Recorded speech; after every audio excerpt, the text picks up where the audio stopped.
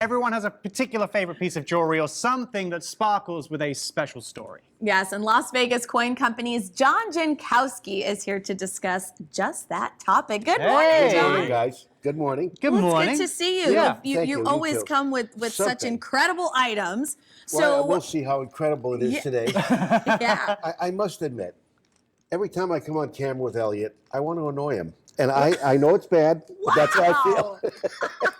It's a thing, you know. It's a thing. I accept it. It's part of our routine, John. If you want to mess with me, we do I'm it. Yeah, just but I at a really- loss for words. Yeah. But it's from the heart. It's from the heart. Well, we're excited because we gotta jump in here. Why should viewers come and see you to sell their jewelry? Fair question. Why come to Las Vegas Coin Company to sell jewelry?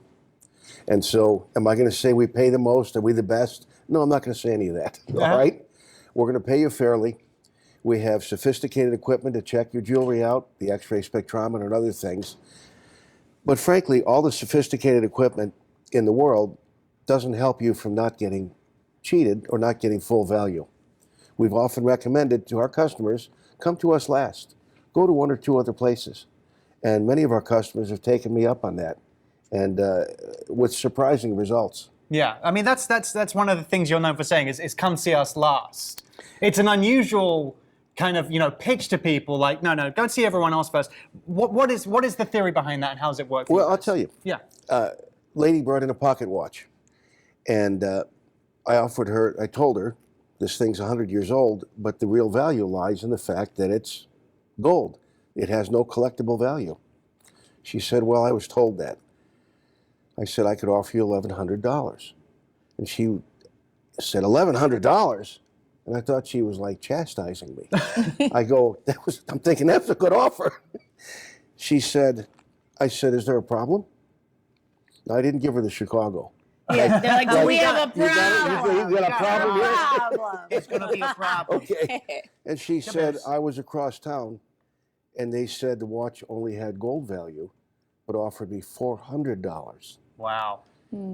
I said, would you like to take the offer? Yes. Of course. Well, we are talking about my favorite topic, which is jewelry, John. So what did you bring in today? This jewelry is more on the commercial end. So what we have here is this is what happens to a lot of our jewelry. Oh. We're going to talk about, of course, selling jewelry later on today. But this is what happens to most customers' jewelry. It gets scrapped. And so you're going to find that we pay top dollar for the jewelry that we buy from the public.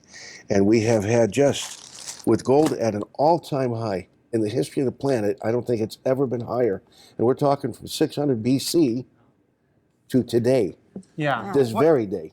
Why is that? Why is gold reaching such a high level? And I think a lot of people at home would think, my jewelry's broken, no one's going to buy this. But you guys do. Like, is it here's a broken ring.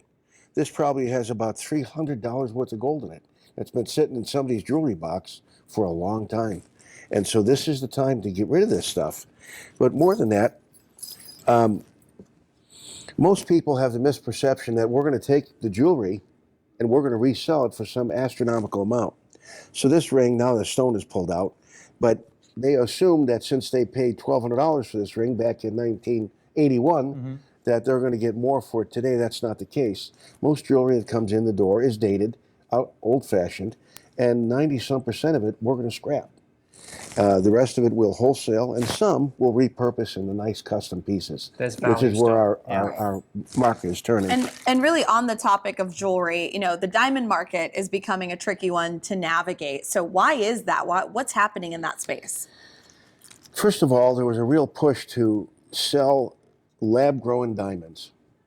And originally, you could have bought lab-grown 1-carat diamonds for about $2,000. Now you could buy them for about $200. And people thought there might be resale value to that. I don't even want them. We don't put them in our store. If we do buy them, we're buying them to give away almost. Right. Because there's just no real intrinsic value in that lab-grown diamond.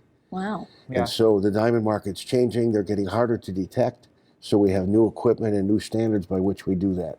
Well, that's fascinating. That's something else we're going to touch on later on during the show, because you're here for the entire hour. Yeah. So you can mess with me for the whole hour, John. Now, we do buy watches, too. In fact, I brought a watch in here.